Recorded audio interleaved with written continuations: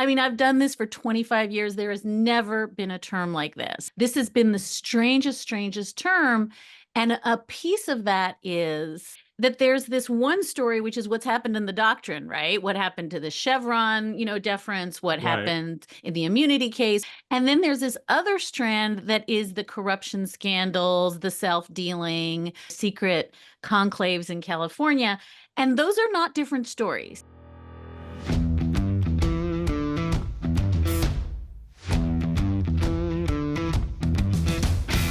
Hey folks, welcome to the Michael Steele podcast. I'm Michael Steele. Yep, you can tell by the tan. I really appreciate you guys dropping in to this episode. We've got Dahlia Lithwick, who's a senior editor at Slate, and she's written their Supreme Court dispatches and jurisprudence columns since 1999. So this sister has been in the Supreme Court space for quite a while. She hosts Amicus, Slate's award-winning bi-weekly podcast about the law and the Supreme Court, which is a lot of fun to listen to, and she breaks stuff down very nicely. And she did this time. It's a great conversation, and she shares with us some insights, certainly from her book, Lady Justice, Women, the Law, and the Battle to Save America, as well as a number of the Supreme Court cases that have arisen in the last term that are vexing and perplexing. Dahlia Lithwick, right here on the Michael Steele podcast, coming up right after this. Hey, everybody. I'm so glad you could drop by the Michael Steele podcast. I'm excited to have Dahlia back because it has been way too long since the two of us have sat down and had a conversation about law and politics, and not much has happened since the last time we were together. Geez, Dahlia, welcome to the podcast. It's so great to have you come over from the Amicus, because that's what you host, the Amicus podcast. It's good to be with you, Michael. I was just thinking, so often we're on MSNBC and we're just like, our heads are on fire and we have like 4 minutes into which to contain that. So it's nice to have a little bit of time. We have time, and I love having you on because there's a small number of I think legal analysts who are either current or former practitioners who I think really have crystallized the environment that we find ourselves in as a country right now, whether it is dealing with the crazy of Eileen Cannon, the unnerving retrogression of the Supreme Court into setting up an authoritarian president. Certainly what we see happening in other aspects of our judicial system, and the way our system has largely bent backwards to accommodate the most infamous felon in the history of the country. Just give us your assessment of, as you've looked at these storylines unfold and follow them and talk about them on your podcast. How do you see it right now? And then we'll get into some of the specific stuff, and certainly we'll go to the naughty playground of politics. But I'm just very curious your top line view of where we are and how we got here. I think I have two top lines, and I think I want to be clear. I'm still metabolizing a Supreme Court term that was not, I mean, I've done this for 25 years. There has never been a term like this. And I think people don't understand that even though the last 2 weeks of June are typically bonkers, Right. They're not bonkers in this way. And so Right. this has been the strangest term. And a piece of that is, and I know this is one of the reasons I'm here, that there's this one story, which is what's happened in the doctrine, right? What happened to the Chevron, deference, what Right. happened in the immunity case, what happened in the EPA case. And then there's this other strand that is the corruption scandals, the self-dealing, the, luxury RV and the fishing trips and the, secret conclaves in California. And those are not different stories. I think the top line thing that I want to say is that we tend to sort of atomize each of the Supreme Court stories into two lanes. One is all the doctrine and one is all the corruption, and that those are two different stories. And I want to just really refocus on the fact that they're the same story, right? And this, in some sense, you can't like have these episodic, like, that's appalling, another trip that Clarence Thomas didn't disclose, right? Another loan he didn't disclose, and not see that the thing that was bought and paid for by a sort of 20, 30-year effort to purchase members of the Supreme Court totally came to fruition this year. Like, every piece of what we saw this year was that ethics and corruption story playing out on the docket. And I think it's just really important to push those back together, because otherwise I think we only see half the story. Yeah, I mean, that's an excellent way to set it up, because it does really cause you to scratch your head about the idea of the reaction that a lot of people across the country have had to the ethics stories, the reaction of the court itself to this, and the idea that they wanted to compartmentalize and separate them and push them. Well, yeah, my getting a loan for $250,000 or having someone pay for a $250,000 Winnebago is not the same as ruling on a case that the person who gave me the loan is interested in. I mean, so there's this side and that side don't go together. But what you're talking about is, nah, baby girl and boy, let's put them together so you understand exactly what's happened to the court. Even more so, I would say, because there's the corruption part, and then there's my wife was actively involved in the events of January 6th. Yes. My wife flew an upside down flag, or my wife flew, this incredibly disturbing Christian nationalist, appeal to heaven flag. But that has nothing to do with the doctrine either. And again, justices whose partners or intimate, family members have skin in the game on January 6th shouldn't be hearing January 6th cases. Justices who have now signaled approval of a kind of Christian nationalist worldview probably shouldn't be hearing the Mifepristone case, which is rooted completely in theological values. And so I think that we're both in agreement, but I just want to, urge people, because I think this is my takeaway. The ethics conversation makes us feel powerless, right? We're like, well, what can you do? The Supreme Court says they can't be told what to do by Congress. And, they have this hilarious clothing optional. Sometimes they enforce it against themselves. Sometimes they don't. Ethics rules that are not, enforceable. And we feel powerless in the face of that. And what I want to say is that's not just like judges taking trips and tips. That is a bought and paid for enterprise that starts with a bunch of multimillionaires and billionaires who want deregulation, who want to see the oil and gas industry freed up from regulation, who want to see the EPA, hobbled so they can't regulate.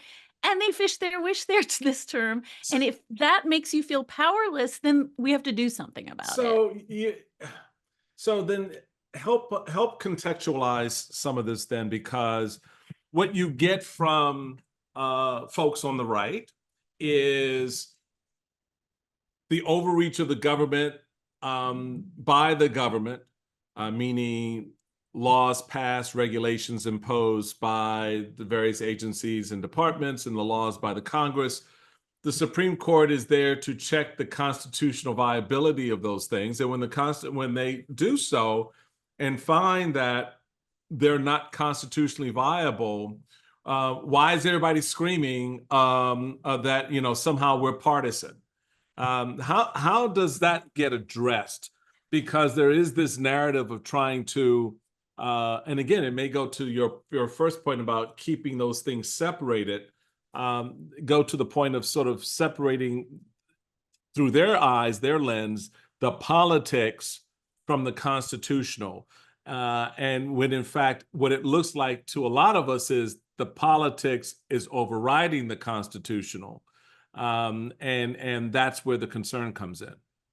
Right. And that is, I think, the nut of the question. And I think one of the themes of this term is the Supreme Court saying, we can all agree that when the Justice Department investigates someone, with the intent of filing an indictment, that's the deep state at work, right? And some of that language leaches into both Fisher, the January 6th case, it leaches into the presidential immunity case. Like, let's have grievous doubts about the deep state and how they're operating at the Justice Department.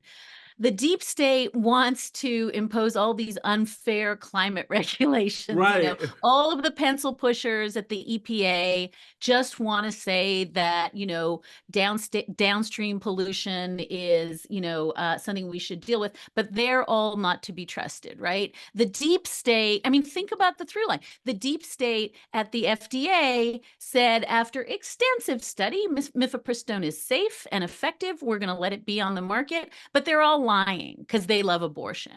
And so the through line through this entire term, and it's not just this term, is exactly in that key you just invoked, which is, but they're not to be trusted, right? Nobody in the government is to be trusted. Nobody in DOJ is to be trusted. The entire architecture of our regulatory world is full of sort of hollow-eyed, pencil-pushing bureaucrats who just want to take away our freedom. And that has been said for so long that it almost sounds like, maybe it's true. Maybe every single regulatory agency, all those ABC agencies that make sure that the water is clean and the food is safe and that the environment isn't full of toxins, maybe they're all a bunch of, lying bureaucrats. Until you remember that the Chevron case, right, which is the motherlode case, and we can talk about it specifically, but it's essentially the case. Let's do that. Yeah. Essentially, the case in Loper Bright that does away with an idea that was from the 1980s, right? Which is simply, the case was called Chevron, kind of aptly in hindsight, but it was a case from the 1980s that said that if a statute is ambiguously written, if a regulation is not clear, we're going to defer to the experts at the agencies to interpret it as they see fit. Why? Because they have all the scientific and deep sort of data-driven, fact-based knowledge, and we're just judges, right?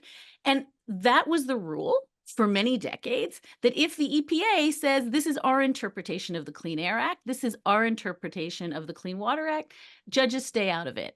That was flipped this year in probably one of the most seminal cases that a lot of people missed. And the reason it's important, Michael, is that when that Chevron case came down, the people on the court who loved and supported it were the conservatives. Right. The conservatives were the ones who pushed Chevron. No one loved Chevron deference more than Antonin Scalia. And so it tells you how far we've moved, that we overturned a case that came up through the conservative legal movement to constrain judges from second-guessing agencies, and we flipped it completely on its head and said, judges, have at it. You know better about water pollution. And what is the logic? What is the logic there? Because judges don't have access to the science. They don't have access to the data. And to the extent that they do, they don't have the staff nor the capacity to fully digest over an extended period of time the effect, impact, necessity, or whatever of that particular issue in front of them, whether it is something like mifepristone or whether or not the pH levels in the water are at the appropriate level. What the hell does a judge know about pH levels in water? And why would they even care, except for in a case-specific matter in which you're going to have, guess what? Scientists and regulators and others giving testimony to that. And then they'll make a decision based off of that science and those regulations. But now it looks like what the Supreme Court has said is, judges, you are now the regulators. And that's you 100%. You get to decide.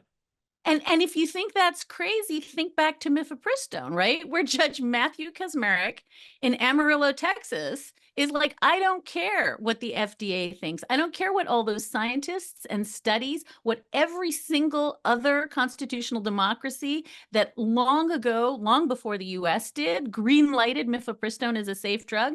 I know better. And that's what exactly the move you just described. You have given every district court judge permission, and not just permission, but like constitutional authority to second guess any decision they don't like. And the reason for it, I think, is partly where you started your question, which is we have now got decades of attacks on regulatory agencies, right? This is the Grover Norquist. We're going to shrink government down till we can drown it in a bathtub. And I think that the punchline is, and everybody probably knows this, but in that EPA case, Justice Neil Gorsuch keeps talking about nitrous oxide, which is laughing gas, right? Right. And what he means is nitrogen oxide, but he gets that wrong in the opinion multiple times. He's regulating laughing gas. And it's sort of like on its own terms clear why judges should not be in the business. Because he had of no doing clue things. what he was talking about. He didn't know the difference. No clue. And if you look at one of the cases that probably didn't get as much, no case got as much attention as it needed, but the bump stock case, Yes, where Clarence Thomas says, you know, how dare the government regulate bump stocks? This is Donald Trump's decision after the Las Vegas shooting. So it's a Republican effort to say we're going to regulate bump stocks, which turn guns into machine guns. We're going to regulate them under the statute that controls machine guns. And here's Clarence Thomas affixing like photos and GIFs and like, you know, studies from the gun industry saying, no, I know better. I know better how guns operate. Let me show you. And so I think all of this goes to your point, Michael, which is so important, which is since the time of FDR, whether you like it or not, government has happened by way of regulatory agencies. And if we don't like them, and this is the kind of constitutional cherry on top, we vote them out, right? If you don't like what government is doing, if you don't like what the ATF is doing or what the CDC is doing, every 4 years you have a chance to say, you're out. I want someone else. What you cannot do once a judge has told you that a bump stock is not a machine gun, there's nothing to be done. Doesn't matter who you vote for. Doesn't matter what laws you pass, right? Because the judge has the last word. And so it's not just the two moves that we're describing. One is arrogating fact-finding power and all of the sort of like scientific determinants to the judges who have no expertise in this. But the other move is actually taking it away from the elected branches who we can hold accountable. And those two moves together in the sort of deregulatory space are an absolutely chilling development that I'm not sure we paid enough attention to this time. You wrote a piece just a few days ago, a couple of days ago, in Slate, on slate.com, entitled, "Are We Finally Letting Go of Our Learned Helplessness Syndrome Around the Supreme Court?" What did you mean by that? What is the genesis of that question based off of what we learned out of this past session and of the Supreme Court? I mean, part of it is exactly the issue we started with, which is what do you do when you're finding out by way of ProPublica, right? By way of Politico, by way of the New Republic and the New York Times, that judges have taken, some of the justices have taken millions of dollars of undisclosed gifts, despite the fact that they are required by, you know, by law to disclose and to recuse. And what has been our response? Shrug, right? There's nothing to be done. The justices tell us that they have their own ethics requirements and they police themselves. And so that learned helplessness is very, very dangerous for democracy. The idea that they can do what they want, and anytime we criticize them, we're trying to delegitimize the court. And I know you've been accused of this too, that you can't criticize the court unless you want to have no court. And that's not in all Right. appropriate. That's called shooting the messenger. Right. And then the other piece of that what triggered this specific piece was last week, President Biden suggesting, in lieu of, that this should have happened, 10 years ago or 20 years ago, but suggesting finally, in light of the court term, we should think about term limits. We should think about ethics requirements. And the response that I saw was, well, we can't do anything. We can't do anything without amending the Constitution. We can't do anything about any of this. We're just stuck. And what I wanted to suggest, and I said in the piece, is that every other constitutional democracy in the world has either age limits or term limits. Every other constitutional democracy in the world has ethics rules that are applied. We are the outlier in every single way when it comes to a Supreme Court that cannot be governed by anything, cannot be checked, and that does things like, oh, we don't care if the Voting Rights Act was, reauthorized by huge margins. It's by 5-4, Right. everything is unconstitutional. Other countries have jurisdictional limits on courts. Other countries have ethics rules. Other countries say, my Amicus podcast this past weekend, I interviewed a justice on the Canadian Supreme Court, mandatory 75-year-old age, you step down. I mean, courts can be regulated, Michael, and So the why do Supreme we Court can be regulated. so why do we have this attitude, this approach of helplessness when it comes to this Supreme Court? And I think, I'm listening to members of Congress during the flare-up of the ethics questions around Alito and Thomas, and they're like, well, there's nothing we can do. I was like, you control their budget. Zero out their budget. Oh, trust me, Chief Justice Roberts will come to Capitol Hill in a heartbeat and talk about anything you want to talk about.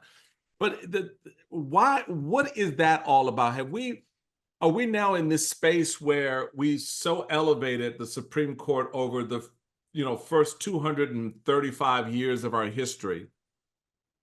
And now in the last 13 years of that history, as we are coming up on our 250th anniversary in 2 years as a nation, that the bloom is off that rose.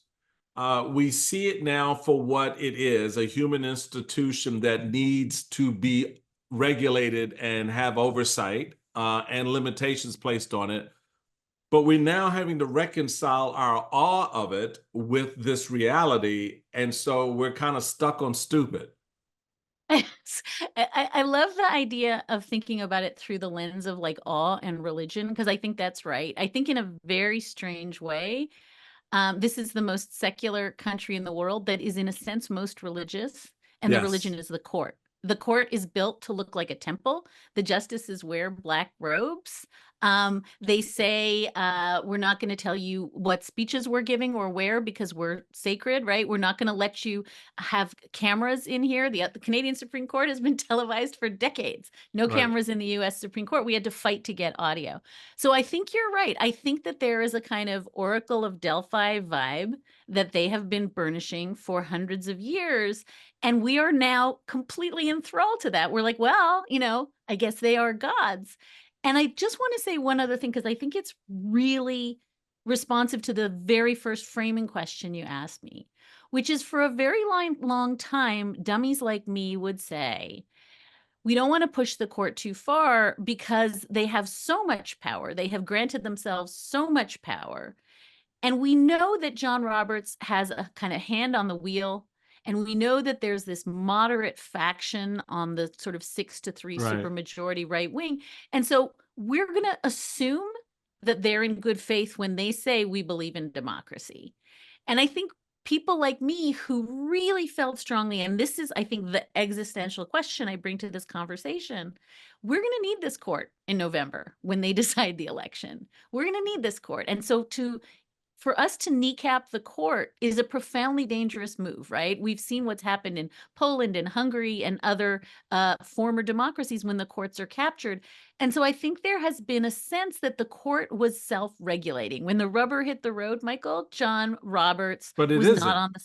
Exactly. So this term It isn't. proved that I was a dummy, and proved that those of us who really drank the Kool-Aid that we don't have to think about restructuring this court because John Roberts is an institutionalist and he's like Rehnquist and he wants to be, John Marshall. And at the end of the day, he's going to put the integrity and the public respect for the court above his own parochial interest. Wrong. Right. We got Wrong. bamboozled on that. In fact, it goes to the 6-3, 6-3. right. It goes to the heart of that's why for a number of years now, some of us have been looking at the process of elevating one to the Supreme Court, where they do the sort of roundabout on Capitol Hill and they sit down with the members in their offices and they have these conversations, and the senator comes out and goes, "Oh, it was a very good conversation that we had today, and everybody, I think we have a good nominee here." And then they get in front of the country and they're having these hearings and they ask them, "So you are not going to impose your personal views on the rulings of the court. You're not going to, push Roe versus Wade aside. You're gonna stand on precedent and stare decisis and all of this." And they're like, "Yes, sir, we will. We're gonna do." I believe that as a member of the court, that we should honor precedent and we should honor and value the history of the court. And then this shit comes up like Chevron and Dobbs and voting rights. And they're like, strike it down, change it, knock it out. We're the imperial court.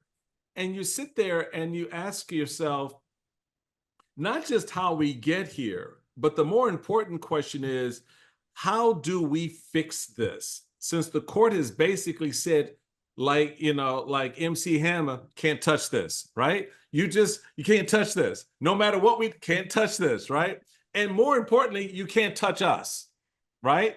So I want to get into some of the solutions that the Biden administration was proposing and some of the ideas that I think, could be out there to sort of reshape this. And then we want to take a look at some of the cases that I know you've been following with a great deal of heartburn. All you legal beagles out there, I hope you're engrossed in this conversation. And those of you who, like the law is kind of over your head, just get a little extra something in the cup and follow along. You'll be fine. Don't worry, because Dahlia is breaking it down for you. Dahlia, so before we went to break, we were talking about how the Supreme Court is kind of a lot like MC Hammer, can't touch this. But there are ways in which efforts are coming together to touch the court. You talked about a little bit ago about term limits and things like that. There are proposals that the Biden administration are now looking to push out there that do go into some form of term limits, things like that. One that I know is very popular among more progressive members is an expansion of the court. Just for the record and people understanding, you can speak to this as well. The court has been expanded before. It's not a big deal. It's not something you got to go through a constitutional hoop to do. It can be done.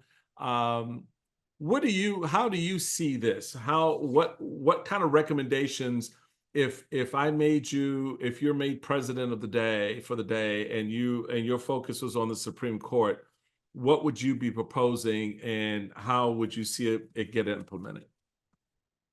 And I want to start by lifting up something that you said, which is really important, which is we have a tendency to think that it's always been this way, and it's not always been this way, right? There's nothing in the Constitution that says 9 seats. We've had 6 seats. We've had 11 seats. Historically, the size of the court was meant to be congruent with the number of circuit courts, right? Federal appeals courts, which means that, 9 seats when there were 9 circuits, right? We can go up now. We can add seats to how many circuits do we have now? We have 13 circuits. 13, so 13 seats. Sure.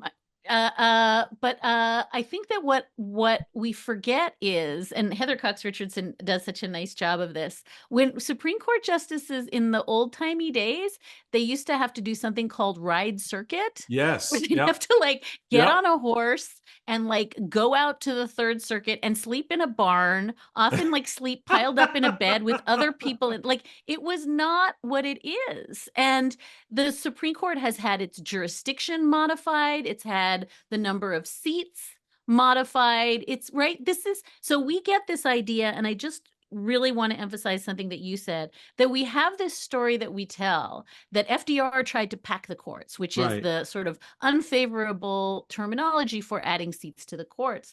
And he failed, right? And that's the story we tell. Almost jeopardized the most popular presidency in American history by trying to pack the courts. But the second half of the story is the important part, which is a whole bunch of justices stepped down and a whole bunch of justices changed their minds and Right. stopped, right, striking down all of his New Deal regulations and started being like, oh, this is a great regulation. So that's not a story about not adding seats. That's a story about if you like kind of bring a butter knife to a gunfight, you lose. If you look like you're really serious about adding seats, you get the famous switch in time that saves nine, right? Where justices start to behave in ways that are not throttling the New Deal legislations. I think the thing that I want to really lift up that you just said is that when Sam Alito tells the Wall Street Journal, you can't do anything to regulate the courts, Congress can't touch the courts, his actual seat was added to the court. Like that is not an original seat. The seat that he sits in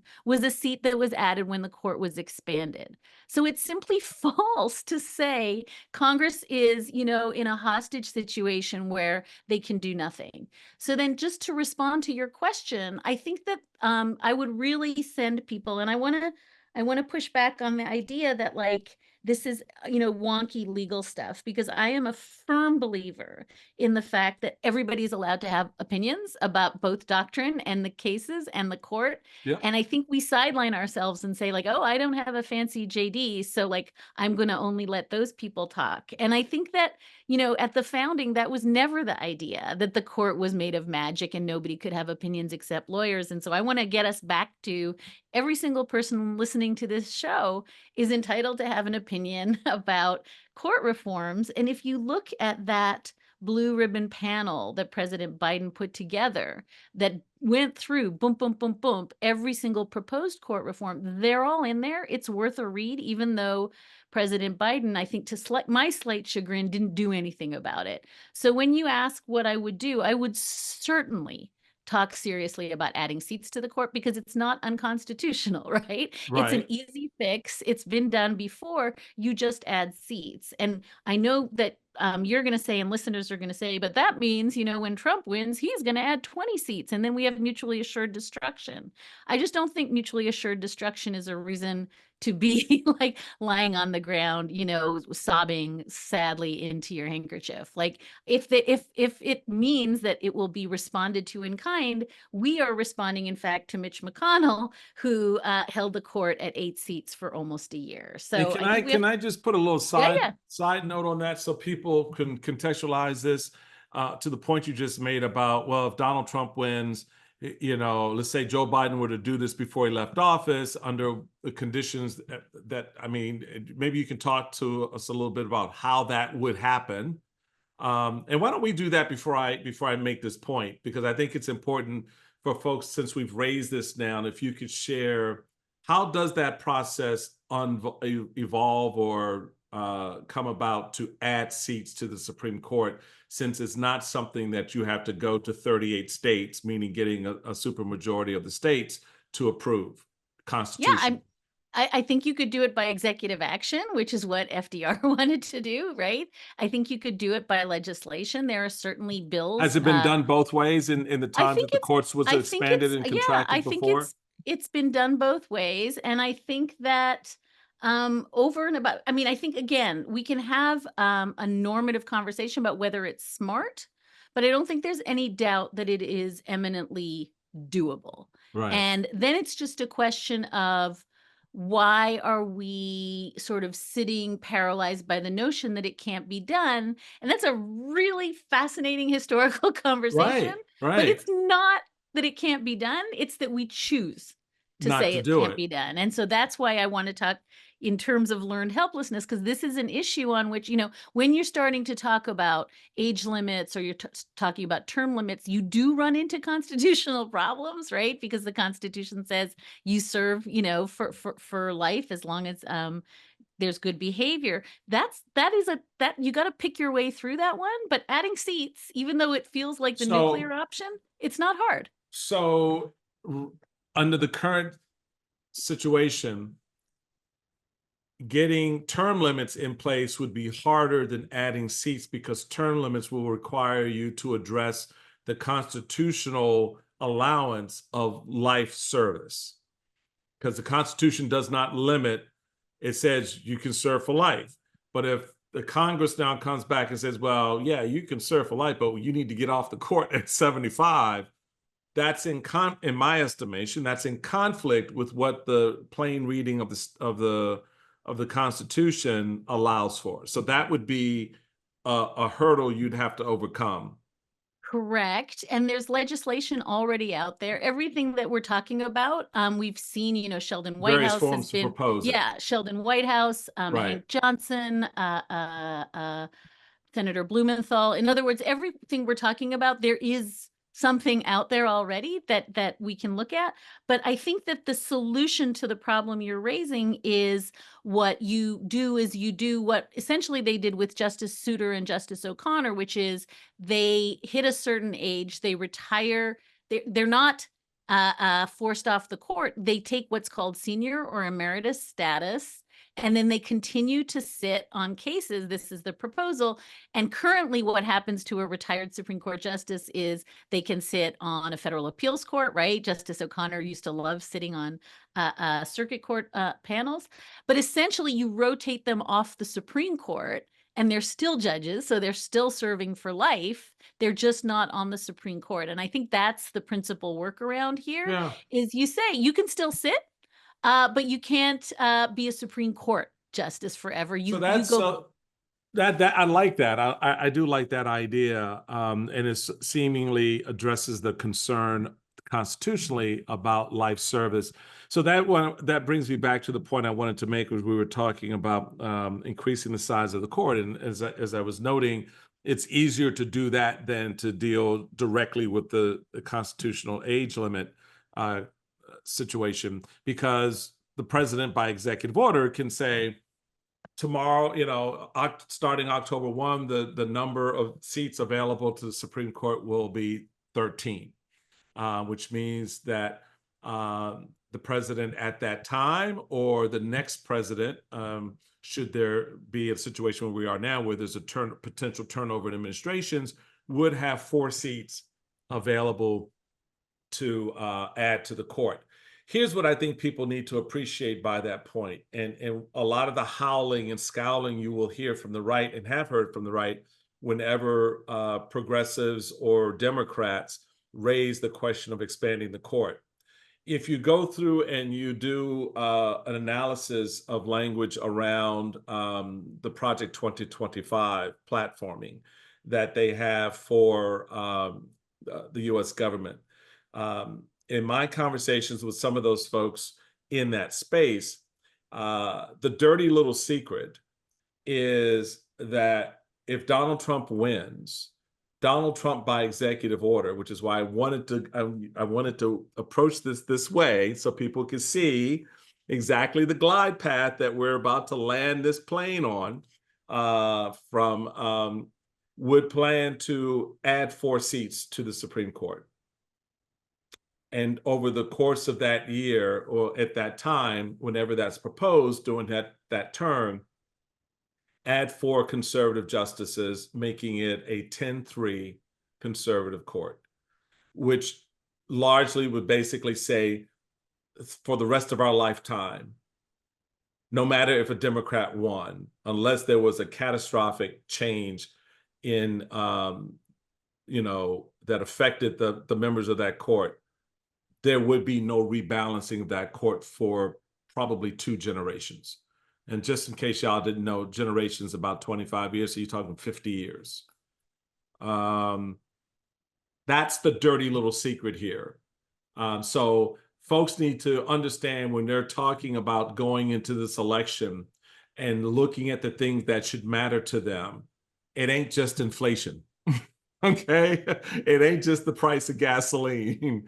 It is what the country's going to look like with a 10-3 dominated conservative court of justices largely in their 40s and early 50s serving on the bench.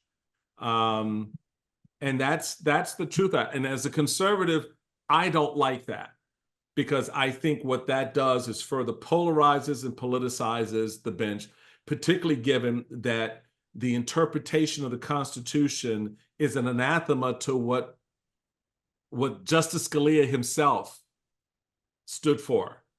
The virus is so twisted and warped the judicial thinking around constitutional norms and principles. We do not, as conservatives on the bench, we no longer hold sacred stare decisis, precedent, tradition. And those are the things that Chief Justice Roberts honored and would articulate over and over again. So I think I just wanted to put that out there so people can appreciate the complete package here of what Dahlia is talking about when we're looking at the shaping of this court going forward. How do these rulings, from your perspective, whether Chevron, certainly we know the impact of Dobbs, now the imperial presidency with the immunity ruling, which still, whenever I think about it, I get two things. I am stunned and angered that the court did what it did there. How do you see these rulings collectively or individually impacting the upcoming election, particularly given now we're in a new space? Joe Biden has stepped down from the campaign. Kamala Harris has been elevated to the nomination, which process is unfolding right now as we speak, and likely will be the nominee with very little resistance from Democrats. So we're looking at a Trump Harris campaign. How do these issues, particularly given that one of the individuals running is a former prosecutor, and there's a whole lot of fun we can do with that. What do you see that the campaign election cycle looks like? So I think that you've done the very smart thing, which is connect this back to Project 2025, because in 2016, people could say, I don't know, Donald Trump, I don't know what he's about. It's a mystery to me, right? This is a reality show. We can't say that anymore, both because we have the data of what happened between 2016 and 2020, right? We know that he wanted to weaponize the Justice Department to go after his enemies. We know that he wanted to do family separation. We know that he wanted to, pass a law that kept Muslims out of the country, right? Like, none of this is a surprise. And Project 2025 is the mirror of that, right? They're like, not only is none of this a surprise, but wait till you see what's coming. And so I don't think anybody gets to go into this election and say, it's a mystery, right? It's a black box. Whatever it is, it's very clear what's coming and what's come before. And that makes it fundamentally a different conversation. We are having a conversation about democracy. And the reason I love that you bring Project 2025 into the conversation is that if you look at the sort of 4 strains of Project 2025, right? This is a 900-page document. I know I've just given you the reading assignment of reading the blue ribbon, court structural reform report. But after you finish that at the beach, you should read 900 pages of Project 2025. But it basically falls into sort of 4 baskets. And the baskets are, getting rid of the regulatory state, right? The baskets are super powerful executive branch, right? This idea of the unitary executive and making the president essentially the decider on all things. That's a huge strain here. There's a religious fundamentalist strain, right? Which is reinstantiating the idea of family with God, father, mother who stays at home and children, right? That's everywhere, all over Project 2025. And I think that it's important to understand every one of the strands has an analog at what the Supreme Court has done this term. And Sure. so it's not just like the wish list of the Heritage Foundation, like if we get into power, we're going to create the strongest executive branch in the world, because the court just did that, right? If we get into power, we're going to upend the entire regulatory state so that, the Department of Education doesn't exist anymore, and, the SEC doesn't exist anymore. The court, this year had the opportunity to, completely hobble the way the SEC does things, to, completely, there was an attempt to restructure the way we do tax law. That Yeah. case didn't succeed. But I just want to say, it's not as though we can't imagine what that would look like in Project 2025, because the court's already put the building blocks in place.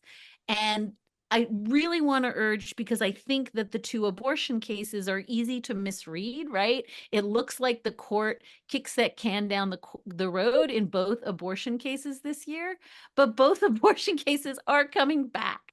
Both the mifepristone case, right? Because the Project 2025 wants That's to do right. away That's with right. all abortion Yeah. medication. And the EMTALA decision, the decision about emergency room treatment, that would be rescinded under Project 2025. Emergency rooms could not save a mother unless you were about to die. If she were about to lose her organs, never be able to have a reproductive function again, no emergency care, no emergency miscarriage care. That would be part of Project 2025. And that case is coming back as soon as next term. So I think we make a mistake of saying, oh, well, what the court did wasn't that bad, because in the two abortion cases, they didn't rubber stamp the most crazy abortion regulations. Project 2025 does. Project 2025 does it. So I think that we have to, again, this is the theme of the show, connect up what looks like very disparate stories about Project 2025 and what the president might do, and Right. what the court already did this term, because this is the roadmap. And it's not as though we have to wait till next January to see it. This past June, we saw that road brick by brick starting to be put into place. It is a stunning moment for the country to witness firsthand the court. I would put it this way deliberately: turn on the Constitution and turn on the very idea that the founders had put in place about our system, and this concept of checks and balances, where each unit, if you will, the judicial branch, the executive branch, and the legislative branch, worked in concert. And seemingly what's happened is the legislative branches is basically, I think they're high on crack. I don't know what they're doing. It's just the executive branch is taken on since 9/11 a lot of extra power that the legislative branch, high on crack, has ceded to them. Yep.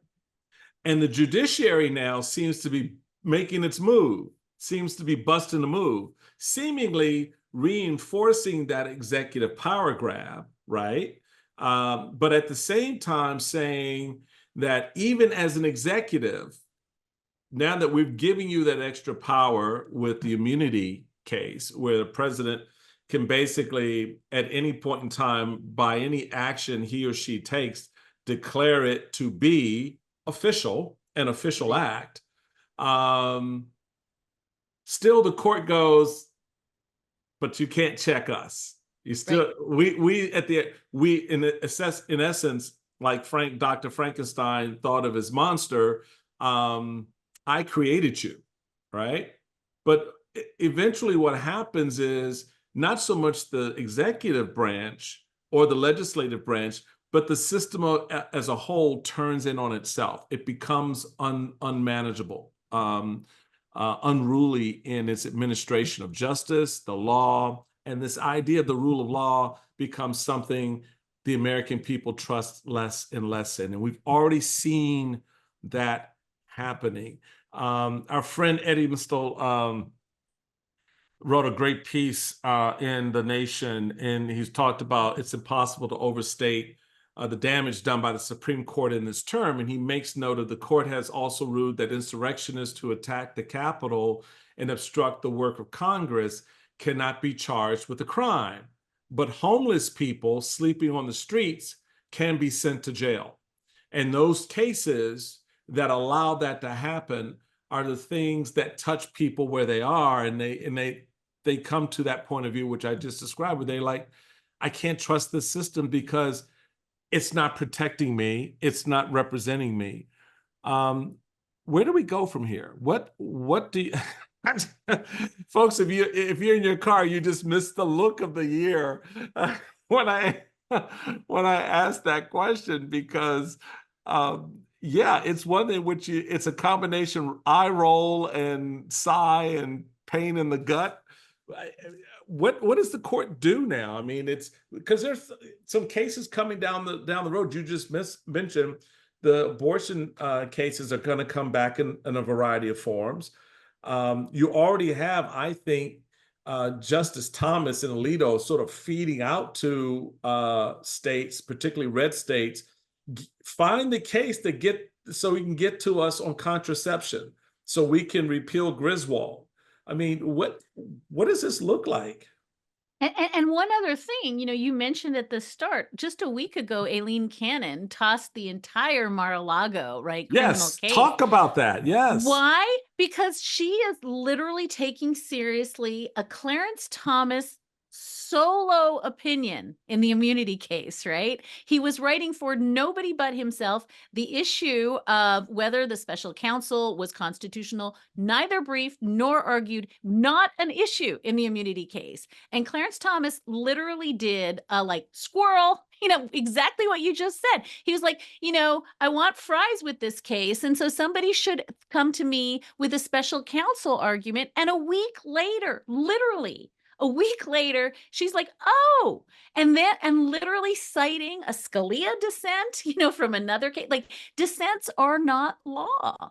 But you're exactly right. When you have this notion that everything is unsettled, Michael, everything is up for grabs. We are going to be the court that simply says we're open for business. Precedent doesn't matter. It doesn't matter if it's a concurrence by one justice. Now Right. it's the law. Come to us. And so I think you've described what I think of as the sort of Kyle Rittenhouseification of the legal system, right? Yeah. Which is why I made that face. Because I think it's not an accident. I might be able to be more depressed than Elie Mystal, which would be a banner day for me. I think when the court is putting bump stocks back in the hands of every American, right, in a climate in which they are, as I think you and I agree, Yeah. trying to foment mistrust in every agency, fomenting mistrust in the FBI and the prosecution of the Donald Trump case, which was done by the book. Right? Nobody can say that Mar-a-Lago case was an attempt to assassinate the president at Mar-a-Lago the way it was messaged. If you keep putting out the idea that you can't trust the media, everyone's lying. You can't trust the government, everyone's lying. You can't trust the Department of Education. You can't trust any agency or entity because they're all liars. You are literally doing the Hannah Arendt two-step, right? Mhm. Hannah Arendt says, you don't have to get people to believe lies. You just have to get them to believe nothing, right? As long as they believe no authority, you win. And this is Steve Bannon's flood the zone with shit. If you do that at the same time that you put guns in their hands and you say to them, the election is being stolen, why don't you do your own research? Go to that polling site and make sure that Shea Moss and Ruby Freeman aren't, pocketing votes. Make sure that people in Arizona aren't flipping votes, right? You are literally creating the conditions for what is just a self-help civil war. And what scares me more than anything is that if you had asked me 6 months ago, even 3 months ago, Michael, I would have said the US Supreme Court says some dumb stuff. But what they do not want is a self-help nation that thinks that the law is broken and they should take it into their own hands, a la Kyle Rittenhouse. I don't know how to read the last few weeks of the term other than this is a very clarion call that agencies are not to be trusted, police are not to be trusted, the Justice Department is not to be trusted, the election is already rigged. Best of luck, America. I read it that way because I think it was a series of 6-3 decisions that destabilized trust in every single part of government. And I cannot disagree with any of that. And I think that, in fact, those 6-3 decisions reinforce the political narrative that was already out in front. So now you've got legal justification for it. So when you have individuals stand up and say to the American people that, break it down this way, unless you do things the way we want them done, right? There won't be civil war, right? There won't be. So unless, but if you disagree with us, well, it, like the recent comment, about the left, avoiding conflict basically by just doing what we tell them to do, then we'll be fine. And these narratives, I think, are critically important for people to understand how we're getting sucked into a line of bullshit from Steve Bannon, from Steve Miller, from Donald Trump, from JD Vance, from these hardline authoritarians. They're telling us, they're showing who their idols are. It's Putin, it's Orban, it's Xi, right? It's not Lincoln or Roosevelt or Eisenhower, right? So I don't understand how people don't see that. But then again, I do, because the fog that's being created around their eyes and the muffles that are being placed on their ears help them avoid seeing and hearing that truth. And what they do see and hear is distorted. And so, to your point, believe nothing, right? Or, just because then I can fill in what I want you to believe when I want you to believe it.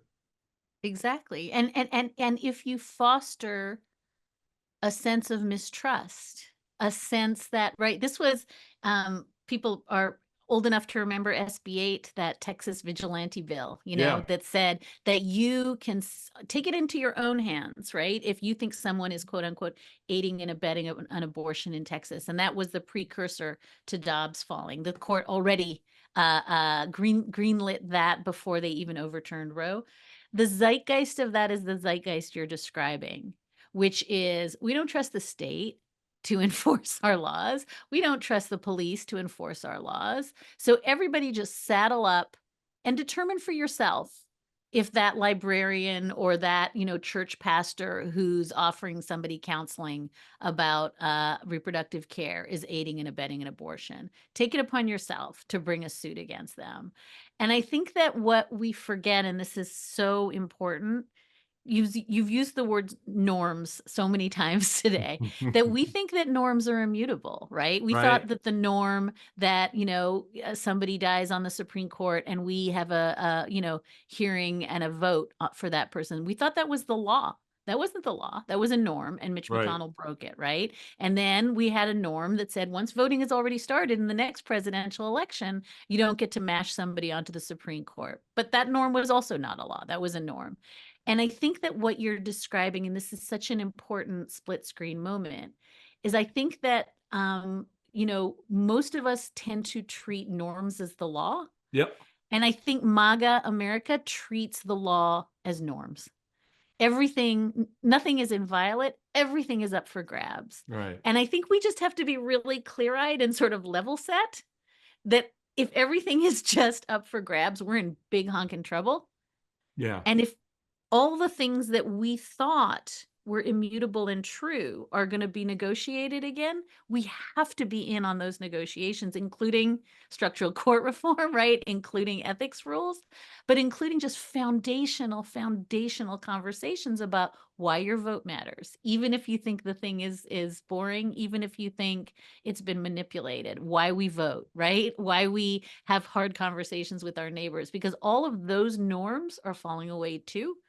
And I think that what we're left with is fear And I think what we're left in the face of fear, we are left with the idea that the only way we can control our, protect our families and can control our environment is to, saddle up and ride. And I just think that way madness lies. We have to take the temperature down, even if it's unilateral right now, on the idea that everything about government and the media and law are broken. They are not broken, but they are aspirations. And we have to bolster those aspirations now into law. And that's why she's Dahlia Lithwick. I appreciate that. Dahlia, thank you so much for coming on and spending some time and breaking down some of the complexities around our court system and some of these cases that really have driven both our judicial and political processes over the last term, and are now going to play out at the ballot box in November, where voters taking into consideration Dobbs, Chevron, and other cases will decide what the next term of the Supreme Court and future terms of the Supreme Court could look like. And, Joe Biden, you stepped down, bro, but you got a window, you may want to have a little bit of fun with the court. I don't know. Think about it. Because I'm telling you, the guy, if he gets in after you, he will. He will reshape this court permanently for at least 2 generations.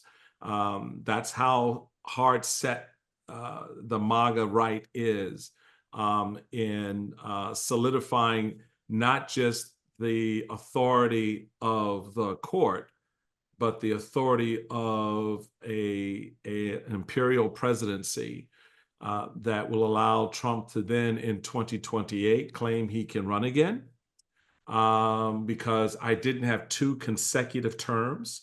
And then when he's done with that one, to run again, because why? So look, I'm a long ball player, Dahlia. I look at things long term. I try to peek around a corner before I get to the end of the block.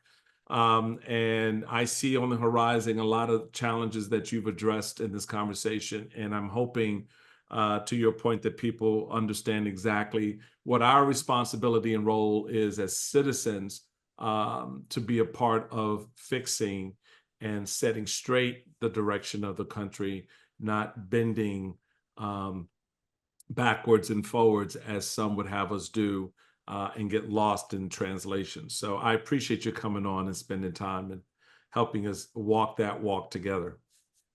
It is always a treat to be with you, Michael. I always come away with like a new framework that I had missed, and I really appreciate you. Thank you. We'll definitely be following you and listening to you on Amicus. That's Slate's award-winning bi-weekly podcast about the law and the Supreme Court. And she is amazing in her analysis and learned in what she shares. And so, folks, it is a good chance, an opportunity to sit down with a nice cup of coffee or tea and listen to Dahlia sort of set it straight for you. So thank you for that, Dahlia. Thank you for coming on. And thank all of you for spending some time with us. I always love it when you do. Certainly here on my new home at the Bulwark online. They still like me because I'm still here. So we love that. But I really want you to do me a favor. Before you go, folks, do that download thing, share this episode of the podcast so folks get a little bit better insight about our judiciary and what's going on with the court, and certainly all the conversations we have here at the Michael Steele podcast. Until next time, go out there and continue to work on your tan. Mine's coming along very nicely, as you can see. I've been working on it. It's coming up nicely. So until next time, y'all, take care.